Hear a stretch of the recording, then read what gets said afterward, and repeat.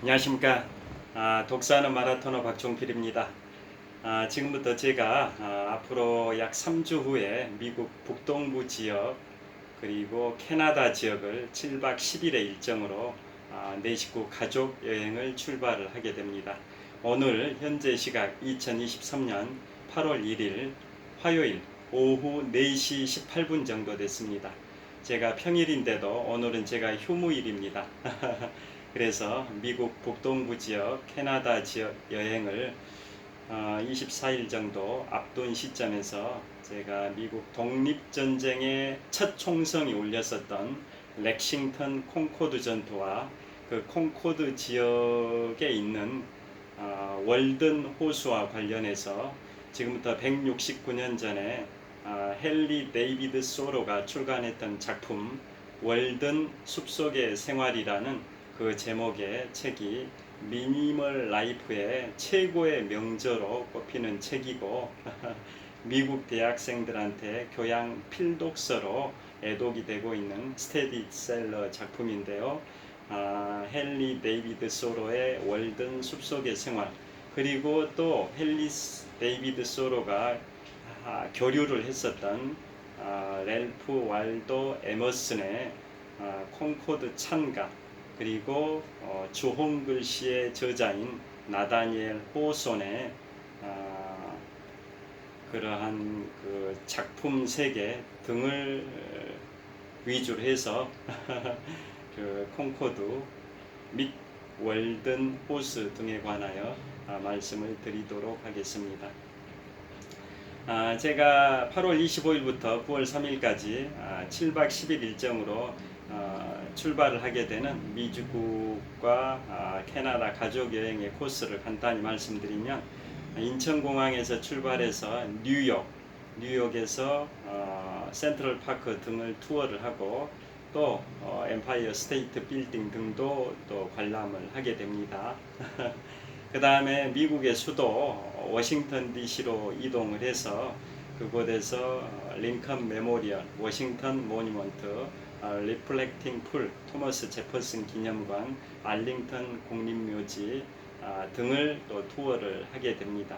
그 다음에 펜실베이니아주의 주도인 해리스버그로 이동을 하고, 그 다음에 캐나다와 미국의 국경지대에 있는 세계 3대 폭포 중의 하나인 나이아가라 폭포로 이동을 해서 선박으로 나이아가라 그 폭포에 웅장한 그러한 대장관을 만끽하기도 하고, 또 헬기를 타고 나이아가라 폭포를 또 구경하는 그런 것도 생각을 하고 있습니다.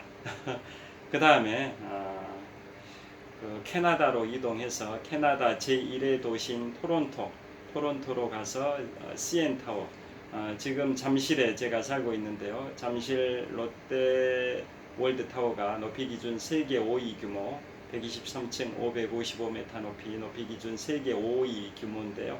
롯데월드타워가 2016년에 완공이 됐는데, 그보다 약 40여 년 전에 완공이 됐던 캐나다 토론토에 CN타워가 있습니다.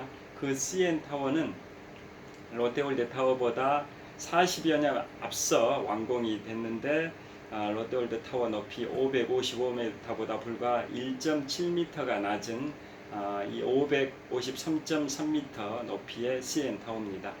그러니까 그 캐나다 G7 국가 중에 한 국가가 캐나다고, 캐나다의 제1의 도시가 토론토인데요. 토론토의 랜드마크 CN타워가 롯데월드타워 높이에 거의 육박하는 그런 높이인데, 롯데월드타워보다 무려 40여 년 전에 완공된 캐나다의 랜드마크이자 토론토의 랜드마크가 CN타워입니다. 그래서 그곳도 이제 또 올라가게 됩니다.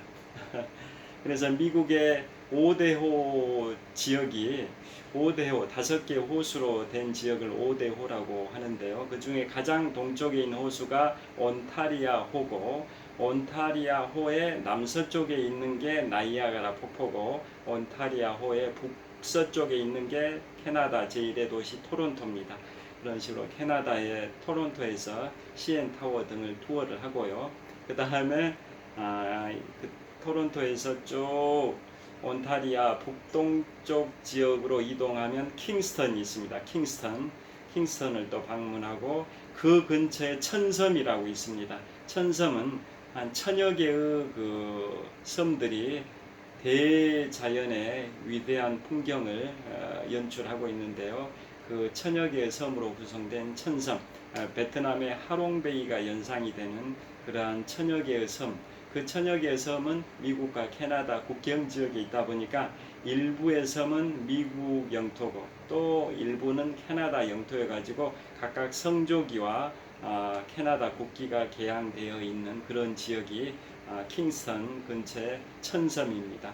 그래서 천섬을 투어를 하고 그 온타리아호의 이제 북동쪽에 있는 킹스턴에서 천섬 등을 투어한 다음에 그때부터는 쭉 북동쪽으로 이동을 합니다.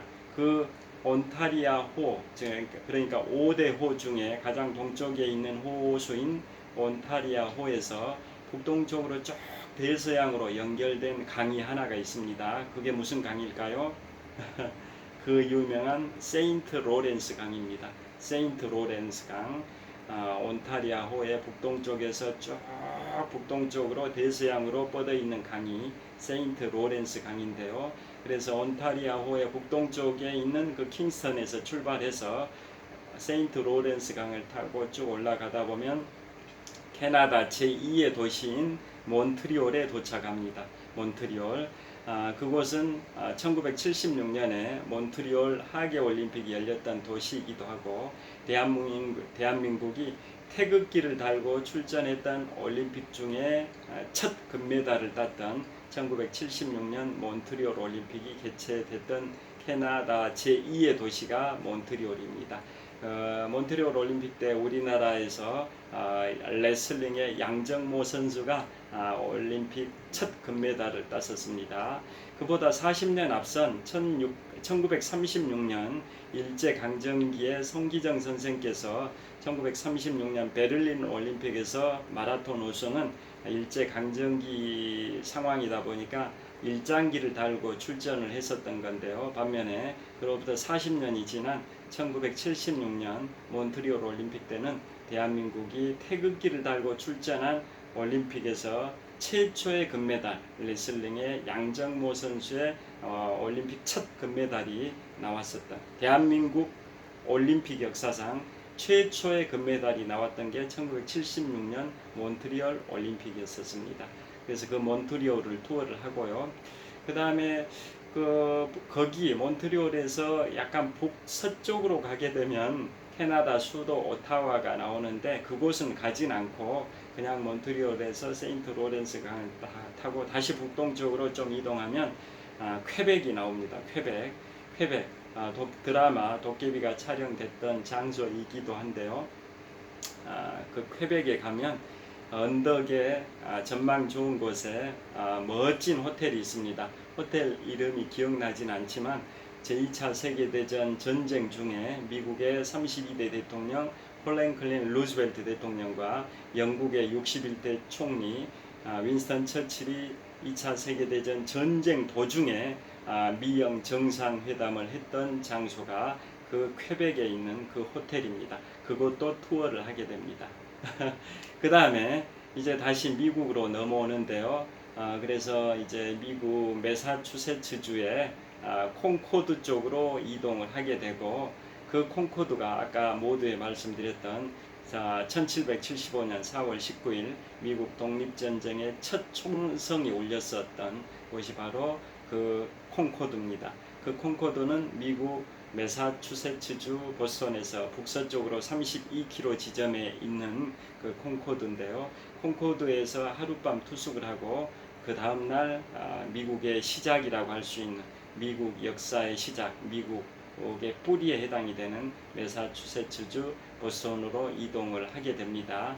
그래서 그곳에서 세계 최고의 대학인 하버드 대학, 1636년에 개교한 하버드 대학, 1636년 하면 이 잠실에서 남동쪽으로 약 10km 정도 지점에 있는 2014년에 유네스코 세계문화유산에 선정된 남한산성에서 병자호란이 일어났던 연도입니다. 1636년 병자호란이 우리나라에서는 발생했던 그 연도에 세계 최고의 대학인 하버드 대학이 미국 매사추세츠주 보스턴에서 개교를 했습니다.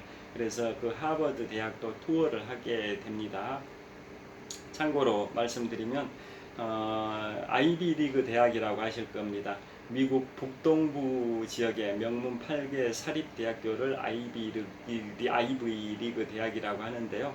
그것은 뭐 공부만 잘한다 해서 갈 수 있는 게 아니라 세계적인 수재들이 집결하는 그러한 세계 수재의 산실이라고 할 수 있는 미국 북동부 지역의 명문 8개 사립대 아이비리그 대학 중에 하나가 하버드 대학, 또 에일 대학, 뭐 이런 것들이 다 보스턴에 있습니다. 자, 참고로 아이비리그 8개 대학을 말씀드리면 알파벳 순입니다. B. 브라운 대학, C. 컬럼비아 대학, C. 코넬 대학, D. 다트머스 대학, H. 하버드 대학, P. 프린스턴 대학, P. 펜실베니아 대학, Y. 에일 대학입니다. 그래서 미국의 북동부 지역의 명문 8개 사립대를 아이비리그 대학이라고 하는데요. 왜 아이비리그라고 칭하는가 다 아실 겁니다. 아이비가 영어로 담쟁이, 넝쿨할 때 담쟁이, 담벼락에 붙어있는 그런 넝쿨, 담쟁이 넝쿨을 영어로 아이비리그, 아이비라고 합니다. 그런데 왜 리그라고 하냐면 그 미국 북동부 지역에 있는 명문 8개 사립대는 역사와 전통을 자랑하는 정말 수백 년 전통의 대학들이다 보니까 미국의 3대 스포츠가 미식축구, 농구, 야구지 않습니까? 그 중에 하나인 미식축구를 그 8개 대학들이 리그전을 펼치면서 친목 차원에서 미식축구를 리그전을 펼쳤었습니다. 그래서 그러한 미식축구 리그전을 펼친 오랜 역사와 전통을 자랑하는 대학들의 그 모임이다 해서 그걸 역사와 전통을 자랑하는 오랜 대학들이다 보니까 담벼락에 담쟁이 넝쿨들이 무성한 거죠. 오래된 대학들의 건물들을 보면 담쟁이 넝쿨이 무성하다, 오래됐다, 고풍스럽다 이런 걸 상징하는 게 담쟁이 넝쿨이지 않습니까? 그래서 그 오랜 역사와 전통을 자랑하는 수백 년 전통의 미국 북동부 지역의 명문 8개 사립대의 담벼락에 그 담쟁이 넝쿨이 무성한데 그 대학들이 미식축구를 친선 도모 차원에서 리그전을 펼쳤다 해서 그 대학들을 일명 아이비 리그 대학이라고 합니다. 그래서 미국 북동부 지역의 명문 8개 사립대인데요. 자, 다시 말씀드리면 B. 브라운 대학, C. 컬럼비아 대학, C. 코넬 대학, D. 다트머스 대학, H. 하버드 대학, P. 프린스턴 대학, P. 펜실베니아 대학, Y. 에일 대학입니다. 그 중에 하버드 대학과 에일 대학이 바로 미국 매사추세츠주 보스턴에 있습니다. 그래서 그곳을 이제 투어하게 되는데요. 자, 참고로 그 8개 대학 중에 코넬 대학만 미국 독립선언 이후에 개교를 했고 나머지 7개 대학은 미국 독립선언이었던 1776년 7월 4일 이전에 개교를 했습니다. 그 정도로 오랜 역사와 전통을 자랑하는 대학들이 바로 아이비리그 대학입니다. 그 중에서도 가장 오래된 대학이 세계 최고의 대학인 우리나라 병자호란 당시인 1636년에 개교했던 하버드 대학입니다. 그곳을 보스턴에 가서 투어를 하게 됩니다. 그 다음에 이제 다시 뉴욕으로 이동을 해가지고 인천공항으로 귀국을 하게 되면 그게 바로 7박 10일 일정에 미국 북동부 지역과 캐나다 지역에 가족 여행을 이제 그렇게 일정을 소화하게 됩니다. 그래서 오늘 말씀드릴 주제는 자, 그 캐나다 투어를 마치고 미국 보스턴으로 이동하기 직전에 그 중간에 이제 콩코드에서 하룻밤 투숙을 하게 되는데요. 그 콩코드가 바로 미국 독립선언이 있었던 1776년 7월 4일로부터 1년 전인 1775년 4월 19일에 렉싱턴 콩코드 전투가 발생이 됐고 그게 미국 독립전쟁 8년 동안의 미국 독립전쟁의 첫 총성이 울렸던 게 바로 콩코드였었습니다. 물론 좀 이따 구체적으로 말씀드리겠지만 렉싱턴에서 첫 총성이 울렸지만 실질적으로는 이제 그 몇 시간 후에 전투가 발생됐던 콩코드 전투에서 미국 민병대가 영국 주둔군을 상대로 첫 승리를 거둔 전투였기 때문에 콩코드 전투가 훨씬 더 상징적 의미가 크고 미국 독립전쟁 8년 전쟁의 그 시발탄이 됐었던 게 콩코드 전투고, 그 콩코드 전투 현장으로부터 약 2마일 즉 3.2km 정도 떨어진 지점에 월든 호수가 있습니다. 월든 호수. 그 월든 호수가 바로 지금부터 169년 전인 1853년 그 당시에 헨리 데이비드 소로가 책 제목 월든 숲속의 생활이라는 제목의 책을 출간을 했고, 그게 169년 동안 스테디셀러로 굉장히 유명한 책이고 미국 대학생들의 필독서가 되고 있고 자, 그게 미니멀 라이프, 작은 이런 소박하고 단순한 그 생활 방식을 취하면서 물질적 풍요보다는 정신적 풍요를 추구하는 그런 삶을 미니멀 라이프라고 하지 않습니까? 그래서 미니멀 라이프의 상징이 된 게 바로 헨리 데이비드 소로의 월든 숲속의 생활, 그게 바로 미니멀 라이프의 지침서가 된 책이 지금부터 169년 전인 1854년에 출간된 헨리 데이비드 소로의 월든 숲속의 생활이라는 제목의 책입니다. 그거 등에 관하여 지금부터 순차적으로 쭉 말씀드릴 텐데요. 자, 그러면 그 헨리 소로만 소개해 드리는 게 아니라 또 렐프 왈도 에머슨의 콩코드 찬가가 있습니다. 그것은 1836년에 출간된 책인데요. 그건 영어로는 콩코드 힘이라 해가지고 콩코드 찬가란 뜻인데, 그건 1836년에 출간이 된 렐프 왈도 에머슨의 작품이고요. 또 1850년에 출간된 책 주홍 글씨가 있습니다. The Scarlet Letter, The Scarlet Letter라는 영어 제목이 우리 한글로는 주홍 글씨지 않습니까? 그것은 1850년에 출간된 책인데요. 그것은 다 아시다시피 나다니엘 호손이라는 그 세계적인 작가가 1850년에 출간한 게 바로 주홍 글씨입니다. 이 세 분이 다 그 콩코드 지역 출신들입니다.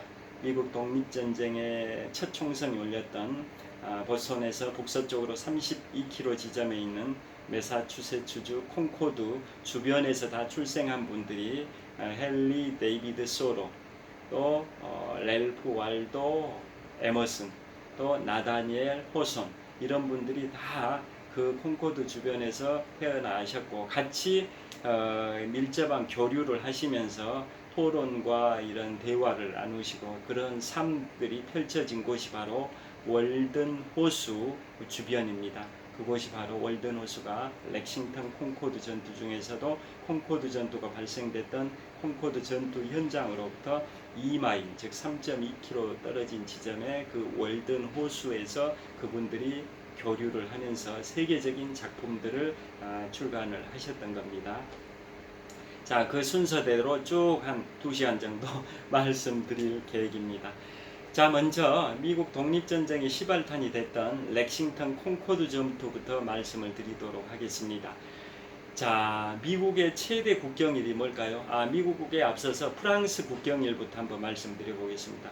우리나라의 최대 국경일은 오늘이 8월 1일 화요일인데요. 앞으로 2주 후인 8월 15일 광복절이 우리 대한민국에 있어서는 굉장히 중요한 국경일이고, 또 일제강점기 1919년에 발생됐던 3.1운동을 기념하는 3.1절도 굉장히 중요한 국경일이지 않습니까?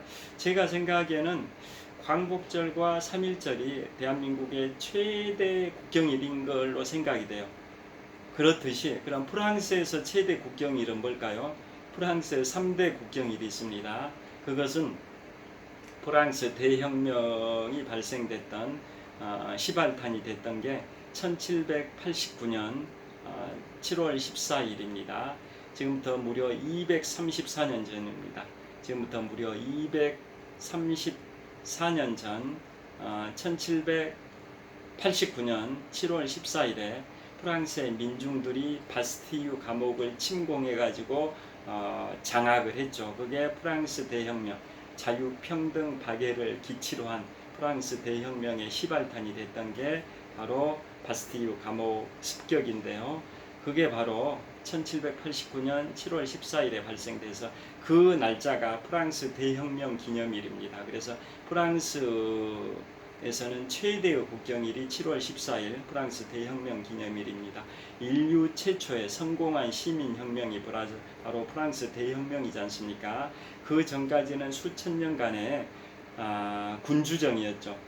국가의 지도자가 세습을 통해서 왕위를 승계하는 그 군주정이 수천 년 동안 유지되다가 프랑스 대혁명을 계기로 해서 이제는 국민의 대표, 국가의 지도자를 세습을 통해서 승계하는 게 아니라 국민이 직접 선출하는 공화정이 실현된 게 바로 프랑스 대혁명, 지금부터 234년 전 1789년 프랑스 대혁명인 거지 않습니까? 인류 최초의 성공한 시민혁명이고, 같은 연도인 1789년에 미국에서는 세계 최초의 대통령제가 시행이 되면서 그 프랑스 대혁명이 일어났던 1789년에 미국의 초대 대통령 조지 워싱턴이 취임한 연도이기도 합니다.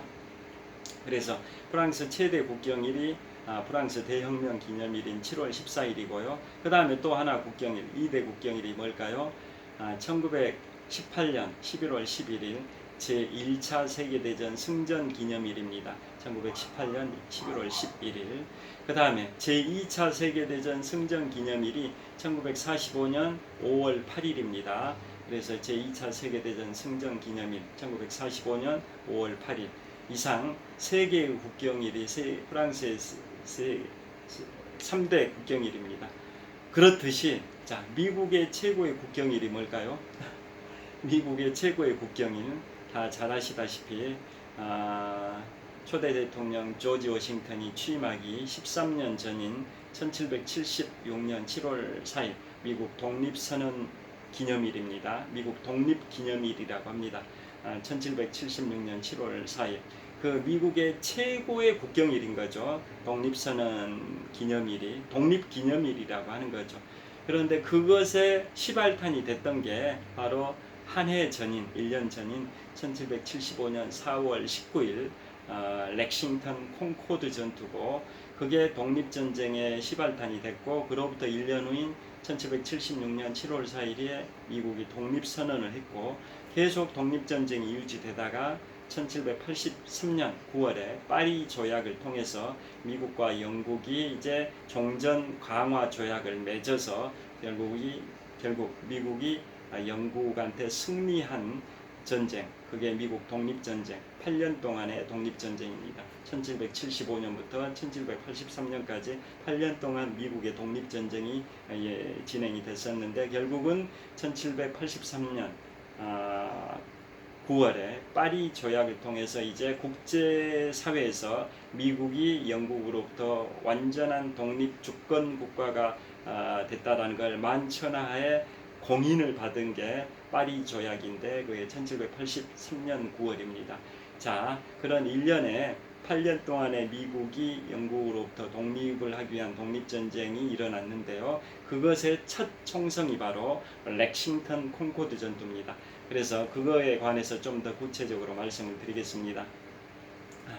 자, 그 당시에 미국의 역사의 시작이라고 하면 1620년에 영국의 청교도들이 영국의 종교 박해를 피해 가지고 메이플라워를 타고 영국의 플리머스 항을 출발해서 두세 달의 항해 끝에 미국 매사추세츠주의 보스턴의 플리머스 항에 입항을 합니다. 자, 미국의 보스턴한 입항을 했던 항구 이름도 플리머스 항이고, 출항을 했던 영국의 남서부 항구 이름도 플리머스 항입니다. 왜 그러냐면 출항했던 항구 이름을 바로 도착했던 항구 이름으로 정한 겁니다. 그래서 영국에 출항했던 항구 이름과 미국에 입항했던 보스턴의 항구 이름이 동일한 플리머스 항입니다. 그게 1620년인데요. 미국 역사의 실질적인 시작이라고 볼 수 있는데, 물론 그보다 약 한 30년 정도 앞선 1580년대 영국의 튜더 왕조의 마지막 왕이었던 엘리자베스 1세 여왕 시절에 버지니아 지방에다가 식민지인들을 보내가지고 식민지를 개척하려고 시도했지만은 병을 이기지 못하고 식량 굶주림에 죽고 또 추위에 죽고 뭐 이러한 악조건 때문에 전멸을 해버렸죠. 1580년대 영국 엘리자베스 1세 여왕이 보냈던 버지니아 지방은 식민지 개척에 실패를 했던 거죠. 그래서 왜 버지니아냐? 그 이유는 엘리자베스 1세 여왕이 처녀 여왕이다 보니까 영어로 처녀를 버진이라고 먼못의 땅을 이하라고 합니다. 그래서 처녀가 개척한 땅이라 해서 버지니아라고 하는 거죠. 그래서 그 미국의 버지니아 지방은 지금의 미국의 50개 주 중에 하나인 버지니아 주가 있긴 한데요. 그보다 그 당시의 명칭 버지니아는 훨씬 더 넓은 광범위한 지역이었습니다. 지금의 50개 주 중에 하나인 버지니아 주를 포함해서 더 넓은 광대한 주, 그걸 버지니아 지방이라고 했었고, 그 북쪽에 있는 매사추세츠주 보스턴이나 뉴욕 이쪽은 뉴 잉글랜드 지방이라고 했었던 거죠. 그러니까 미국의 개척 초창기 17세기 때, 즉 1600년대에는 미국의 남부 지역을 버지니아 지방, 북부 지역을 뉴 잉글랜드 지방이라고 생각하시면 되고, 그래서 그 남부 지역의 버지니아 지방에 엘리자베스 1세 여왕이 식민지인들을 개척하기 위해서, 식민지 개척하기 위해서 영국민들을 그쪽에 보냈는데 전멸을 해버렸던 거고요. 그로부터 이제 또 세월이 흘려서 17세기가 도래하고 나서 1603년에 엘리자베스 1세 여왕이 서거를 하고, 처녀 여왕이다 보니까 후계자가 없다 보니까 잉글랜드의 엘리자베스 1세 여왕은 후계자로 누구를 지명을 했냐면 스코틀랜드의 국왕인 제임스 6세를 자신의 후계자로 지명을 했습니다. 그래서 스코틀랜드의 국왕 제임스 6세가 잉글랜드의 국왕 제임스 1세를 겸직을 하게 된 겁니다. 그러니까 스코틀랜드 왕이었던 제임스 1세가 영국 잉글랜드의 엘리자베스 1세의 후계자로서 제임스 1세를 겸직을 하게 되는 거죠. 그래서 1603년 엘리자베스 1세 서거 이후에는 제임스 1세가 영국 잉글랜드를 지배했고 미국 식민지 개척을 계속 이제 유지를 했었는데요. 그래서 제임스 1세 때 1607년에도 또 버지니아 지방에다 식민지인들을 또 보냈죠. 그래서 한 100여 명 보냈는데 또 추위를 이기지 못하고 병들어 죽고 식량이 없어가지고 100여 명이 다 전멸했는데, 그로부터 2년 후인 1609년에는 또다시 보냈을 때는 절반 정도는 살아나가지고 처음으로 식민지 개척에 성공을 한 게 1609년인데요. 그래서 그 버지니아 지방에 초창기에는 이제 엘리자베스 1세 여왕이 식민지인들을 보냈는데 실패했지만은 그로부터 한 20년 정도가 지난 1607년과 1609년 제임스 1세 국왕 때 보냈던 사람들은 1607년에 보낸 사람은 전멸했지만 1609년에 보낸 사람들은 일부가 살아났었고, 그 사람들이 버지니아 지방에 바로 제임스 타운을 형성하면서 미국 역사가 그쪽에서 시작한 것 맞긴 한데, 본격적으로 시작이 된 것은 그로부터 또 11년의 세월이 지난 1620년에 영국의 청교도들이 종교 박해를 피해가지고 그 사람들은 원래 그 제임스 타운 쪽으로, 즉 버지니아 지방의 제임스 타운 쪽으로 항해를 하려고 했는데 배가 폭풍 때문에 북쪽으로 밀려가 버린 거죠. 그래서 도착항이 이제 버지니아 지방의 제임스 타운이 아니라 그보다 훨씬 북쪽인 매사추세츠주의, 즉 뉴 잉글랜드 지방의 보스턴 쪽의 플리머스항에 입항을 하게 된 겁니다. 폭풍우 때문에 배가 바람의 영향을 받아서 남쪽 제임스 타운이 아니라 저 북쪽 보스턴 플리머스항으로 입항하게 된 거고, 그게 1620년입니다. 그게 이제 본격적인 미국 역사의 시작이 된 게 미국 매사추세츠주의 보스턴의 플리머스 항이라는 거 다 아실 거고요. 자, 그로부터 16년 후에 세계 최고의 대학인 하버드 대학이 1636년에 개교를 하게 됐습니다. 그리고 초창기에는 그 보스턴 배로 이동할 수 있는 그 항구 근처의 도시들이, 마을들이 조성이 됐었는데요. 내륙으로 처음으로 진출해서 마을을, 그 도시를 개척했던 게 바로 콩코드입니다. 콩코드. 자, 1848년에 미국 서부 지역의 태평양 연안의 캘리포니아주의 그 주도인 세크라멘토 근처에서 금광이 발견이 된 게 1848년인데요. 그 이후로 이제 서부로 금을 찾아서 go west 다 서부로 미국 동부 지역에 있는 사람들이 서부로 금광을 찾아서 일확천금의 꿈을 안고 다 서부로 진출했을 뿐만 아니라 세계 각지에서 한 10만 명 정도가 금을 찾아서 일확천금의 꿈을 안고 그 서부로 모이기 시작했고, 그래서 금광에 도달하는 마지막 관문이다 해서 금산, 한자로 금산, 금자에 매산자 써서 금산, 그게 바로 샌프란시스코지 않습니까? 제가 4년 6개월 전인 2019년 2월에 미국 샌프란시스코에 여행했고, 그 전에 2018년 9월에는 미국 로스앤젤레스에도 여행을 했었는데요. 그 1848년 미국 샌프란시스코 그 북동쪽 약 한 30km 정도 지점인 캘리포니아주의 주도인 세크라멘토 근처에서 금광이 발견되고 서부 진출했던 것은 그 미국 초창기 17세기로부터 약 200여 년이 지난 시점인 거고요. 지금 제가 말씀드리고 있는 것은 미국 내륙 지방의 첫 도시를 건설한 게 콩코드라고 말씀드렸는데요. 그것은 바로 1635년입니다. 1635년. 그러니까 영국 청교도들이 보스턴의 플리머스 항에 처음 도착한 게 1620년이고, 그로부터 15년 후인 1635년에 미국에 도착한 그 청교도들이 처음으로 내륙 지방의 도시를 건설한 게 보스턴의 북서쪽 32km 지점에 있는 바로 콩코드입니다. 그리고 그 이듬해인 1636년에 세계 최고 대학인 하버드 대학을 개교를 한 거고요. 자, 그래서 그 콩코드 내륙 지방에 건설한 첫 도시, 첫 정착지가 바로 콩코드, 보스턴의 북서쪽 32km 지점입니다. 거기에서 이제 독립전쟁의 첫 총성이 울린 그 과정을 설명을 드리도록 하겠습니다. 자, 그 당시에 영국은 그 아메리카의 신대륙의 식민지를 개척을 할 당시에 그보다 미국 보스턴에 영국 청교도들이 도착한 게 1620년인데요. 그보다 무려 85년이 앞선 1535년에 캐나다의 캐나다 몬트리올, 캐나다 제2의 도시인 캐나다 몬트리올에 프랑스에서 이미 프랑스 식민지 개척을 시작을 했습니다.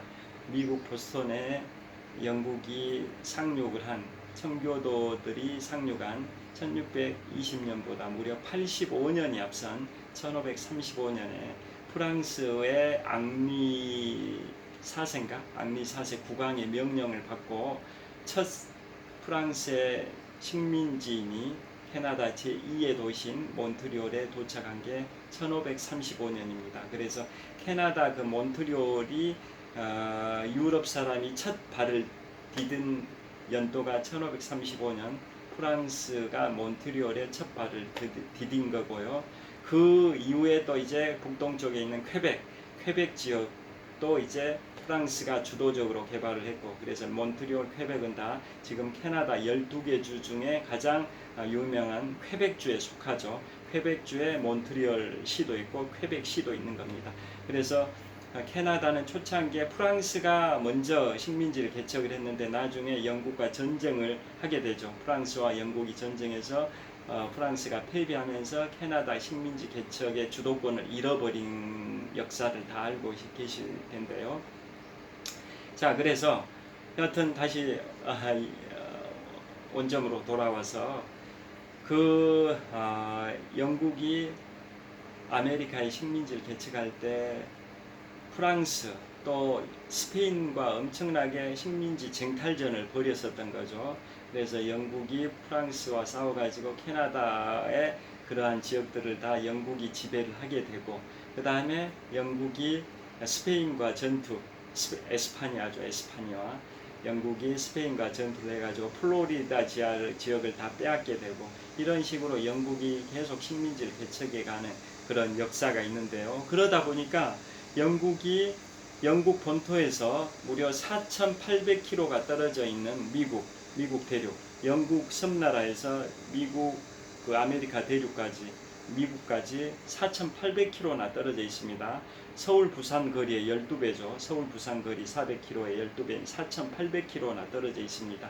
그러다 보니까 그 먼 거리에 영국 군대를 보내가지고 식민지를 다스리고 이러다 보니까 너무나도 비용이 많이 드는 거죠.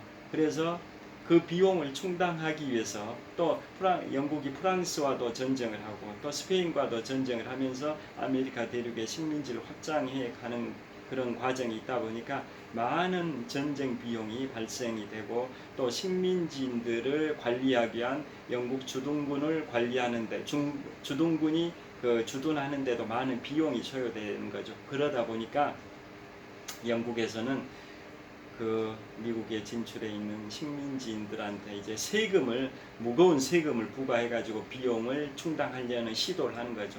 그러면서 설탕 거래에 대해서 설탕세, 또 모든 거래에 대해서 인지를 붙이게 해가지고 인지를 판매하는데 인지세, 그 다음에 마시는 차라고 하죠. 커피 앤 티 할 때 차를 거래하는데 차를 마시는 티를 거래하는데 차 세금, 이런 설탕세, 인지세, 차 세금, 이런 많은 세금들을 영국에서 식민지인들한테 부과하다 보니까 식민지인들의 불만이 고조되고, 그것에 이제 하이라이트가 바로 1773년에 보스턴 차 사건이라는 거, 보스턴 티 사건이라는 거 다 아실 겁니다. 보스턴 플리머스항에 입항해 있던 영국의 배 안에 있는 차 상자들을 미국 식민지인들이 인디언 얼굴로 분장을 해가지고 인디언이 한 소행처럼 위장하기 위해서 미국 식민지인들이 인디언으로 분장하고 영국 선박에 올라가가지고 그 선박 갑판에 적재되어 있던 그 차들을 다 바다에 빠뜨려 버리거나 불살라 버린 게 이게 보스턴 차 사건이지 않습니까? 그게 1773년입니다. 미국 독립선언으로부터 3년 전 사건입니다. 그런 사건이 발생이 되고, 그 다음에 식민지인들이 이제 영국과 이제 전쟁이 이제 불가피하다라고 판단을 한 거죠. 서로 충돌이 이래 잦다 보니까 영국 주둔군들도 이제 앞으로 이 미국 식민지인들, 즉 민병대들과 전투는 불가피하다라고 판단하고, 또 미국의 식민지인들인 민병대 요원들도 주둔군인 영국군과 전쟁이 불가피하다라고 인식을 하게 되고, 그런 과정이 계속 전개되는 거죠. 그래서 민병대들, 미국인들인 거죠. 식민지인들이 바로 미국인들인 거지 않습니까? 미국인들은 아직 독립하기 전이기 때문에 식민지인이라고 표현을 하고 있는데요. 사실상 미국인들인 거죠. 그래서 식민지인들은 영국과 전쟁이 임박했다라고 판단하고 무기를 계속 보관을 하기 시작하는 거죠. 그래서 이제 영국에서는 그 당시에 보스턴에 영국 주둔군 사령관이 이제 장군이 있죠. 그 장군이 소령 중령을 파견해가지고 미국 북서쪽, 매사추세츠주 보스턴 북서쪽 32km 지점의 콩코드에 민병대 무기고를 습격해라라고 영국 주둔군 사령관이 명령을 내리고, 그래서 영국 주둔군의 소령과 중령이 이제 북서쪽으로 이동을 하는 거죠. 그래서 보스턴에서 북서쪽 32km 지점인 콩코드에 도달하기 직전에 렉싱턴에 먼저 도달을 하죠. 렉싱턴에 도달할 때 어떤 과정이 펼쳐지냐면 영국 주둔군 700명 정도 대대급입니다. 대대급이 보스턴을 출발해서 이제 콩코드 쪽으로 이동을 하는 과정인데요. 그걸 또 민병대의 또 전령이 있었죠. 일종의 정찰병 비슷한 거죠. 적의 동태를 파악하는 걸 정찰병이라고 하지 않습니까? 그래서 보스턴에 파견되어 있었던 영국의 식민지인 즉 민병대의 정찰병이 있었던 거죠. 그래서 그 정찰병이 영국 주둔군 대대병력 700여 명이 보스턴을 출발해서 북서쪽 32km 지점에 있는 콩코드에 있는 식민지 민병대의 무기고를 습격하기 위해서 이동을 한다라는 정보를 입수하고 그 정찰병이 밤을 새면서 말을 타고 횃불을 들고 달립니다. 지금처럼 뭐 전기 시설이 있었던 시절이 아니죠. 1775년이면 지금부터 얼마 전입니까? 한 40여 년 전이지 않습니까? 그래서 그 당시에 전기가 있던 시절이 아니다 보니까 횃불을 들고 말을 몰면서 보스턴을 출발해가지고 렉싱턴에 도착을 합니다. 콩코드 도달하기 직전에 있는 렉싱턴에 도착해서 그곳 민병대들한테 알리게 되고, 그래서 그곳에 렉싱턴에 있는 민병대들이 다 집결을 하는 거죠. 그 민병대라는 게 이겁니다. 평소에는 생업인 농사를 짓고 유사시에 전쟁이 발생되면 무장을 해서 적국과 싸우는 역할을 했던 게 민병대입니다. 그래서 미국은 원주 그 신대륙을 개척하는 과정에서 원주민인 인디언들과도 싸우고 또 식민지 주둔군인 영국군과도 싸우다 보니까 민병대는 항상 총기가 자위권 발동 차원에서 항상 총기가 총으로 무장한 게 필요했던 거죠. 그래서 지금도 미국은 수정헌법에 따라서 미국 민병대들은 스스로를 보호하기 위해서 원주민인 인디언이나 주둔군인 영국군으로부터 스스로를 보호하기 위해서 총기 휴대, 무기를 소지하는 게 필요하다라는 게 헌법 조항에 반영이 되어 있다 보니까 지금 한 200~300년이 지난 지금 미국 사회에서 총기 사고로 인해 가지고 뭐 1년에 수백 명이 이렇게 사망하는 그런 총기 사고에 그러한 게 있지만은 총기 규제를 해야 된다라는 목소리가 있지만은 뭐 보수 단체인 총기 협회나 또 보수 단체에서 그 미국 초창기 때 민병대들의 무장할 권리 이런 게 수정헌법에 담겨 있다 보니까 그게 계속 존중돼야 된다. 수정헌법의 정신은 계속 유지돼야 된다라는 의견이 강하다 보니까 총기 규제가 쉽지가 않다라는 거 다 알고 계실 겁니다. 여하튼 민병대들의 총기 무장 권리 그게 수정헌법에 담겼고 지금도 몇 년이 흘러서 200여 년, 300년 가까이 된 지금 상황에서도 그렇게 총기 휴대할 권리는 미국 헌법에 의해서 보장되는 권리라는 거 다 아실 겁니다. 물론 집에서 자택에서 총기를 보유하는 것은 자유롭지만 외출할 때, 밖에 나갈 때 총기를 휴대하기 위해서는 허가증이 있어야 된다는 거 다 아실 겁니다. 물론 그 허가 제도가 있음에도 불구하고 허가 없이 무허가로 총기를 이렇게 불법으로 밖에 가지고 다니는 사람들 때문에 총기 사고가 나는 거라는 건 다 아실 거고요. 여하튼 그래서 그 렉싱턴에서 이제 영국 주둔군들이 콩코드를 향해서 진격하고 있는 과정에서 그 콩코드 도달하기 직전에 렉싱턴에서 민병대원 77명이 영국 주둔군 700여 명과 조우를 하게 됩니다. 10대 1의 중과부적인 상황이죠. 영국 주둔군은 한 700여 명, 렉싱턴의 민병대, 식민지 민병대원은 77명밖에 안 되니까 10대 1의 그 중과부적 상황에서 영국군 장교가 무장을 해제하라라고 식민지 민병대들에게 얘기를 하니까 민병대원들은 중과부적 상황 숫자 13이다 보니까 해산을 하려고 했는데 바로 첫 총성이 울렸었던 거죠. 그거에 대해서는 영국 주둔군이 먼저 총을 쏜 건지 민병대원이 먼저 총을 쏜 건지는 정확하게 밝혀지진 않았다고 합니다. 그런데 누군가는 총을 쏜 거죠. 자, 민병대원들은 10대 1 중과 부적 상황에서 수적 열세다 보니까 해산하려고 마음을 먹었는데 그 과정에서 누군가가 총을 쐈죠. 민병대가 쐈든 아니면 영국 주둔군이 쐈든 누군가 쐈기 때문에 전투가 발생이 됐고, 그래서 영국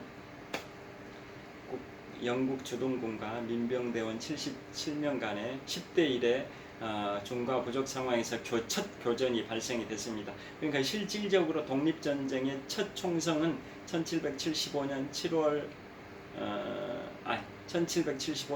19일 새벽입니다. 1775년 4월 19일 새벽입니다. 그래서 그때 결과는 어떻게 됐냐면 민병대원 8명이 사망을 하고 10여 명이 부상을 당했습니다. 그에 반해서 영국 주둔군은 1명만 찰과상을 입었을 뿐입니다. 그러니까 압도적으로 영국 주둔군이 이겨버린 거죠. 그러니까 독립전쟁의 첫 총성이 올리긴 했지만 그것은 중과 부적 10대 1의 그 병력 차이 때문에 영국이 그 압승을 한 거나 다름없죠. 그래서 그걸 독립전쟁의 첫 총성으로 보진 않고 그것은 이제 하나의 이제 일종의 오픈 게임입니다. 오픈 게임. 그래서 그걸 첫 총성으로 보진 않고요. 그래서 거기에서 이긴 식민지 영국 주둔군은 다시 계속 진격을 하게 됩니다. 그래서 도달한 곳이 바로 원래 목표했던 콩코드에 도달합니다. 콩코드에, 그러니까 보스턴의 북서쪽 32km 지점인 콩코드에 도착을 합니다. 그래서 콩코드 이제 전투가 발생이 되는데요. 그 콩코드 전투를 독립전쟁의 첫 전투로 보고, 첫 총성이 울렸던 전투로 평가하는 이유가 그 콩코드 전투가 미국 식민지 민병대가 첫 승리를 거둔 전투이기 때문에 그렇습니다. 렉싱턴 전투는 불과 몇 시간 차이로 먼저 전투가 벌어졌지만 8명, 민병대 8명이 사망하고 10여 명이 부상을 당하고 영국군은 1명만 찰과상 입는데 그쳤기 때문에 식민지인들이, 민병대인들이 압도적으로 패배했던 전투이기 때문에 그걸 독립전쟁의 첫 전투로 보진 않고요. 그보다 한 몇 시간 후에 있었던 콩코드 지역의 전투가 바로 민병대가 영국 주둔군을 상대로 승리했던 전투이기 때문에 독립전쟁의 첫 총성이 울렸던 전투로 평가를 받고 있습니다. 그래서 지금부터는 이제 콩코드 전투에 관하여 말씀드리겠습니다. 자, 콩코드 전투에서 어떤 게 이제 있냐면은, 자, 콩코드 그 지역에 다리가 하나 있습니다. 노스 브리지, 북쪽 다리라는 뜻이죠. 노스 브리지가 있는데 그 너머로 들판이 있습니다. 들판, 허허 벌판. 그 벌판 한쪽에 나즈마간 언덕이 있습니다. 그 언덕에 이제 민병대원들이 집결을 합니다. 렉싱턴에서 민병대들이 패배했다라는 소식을 듣고 콩코드 지역의 민병대원들이 다 집결을 하게 됩니다. 그래서 거기에서 이제 교전이 발생이 되는 겁니다. 먼저 그 영국 주둔군은 콩코드의 민병대 무기고를 다 수색을 했는데 이미 영국 주둔군들이 몰려오고 있다라는 소식을 다 전령을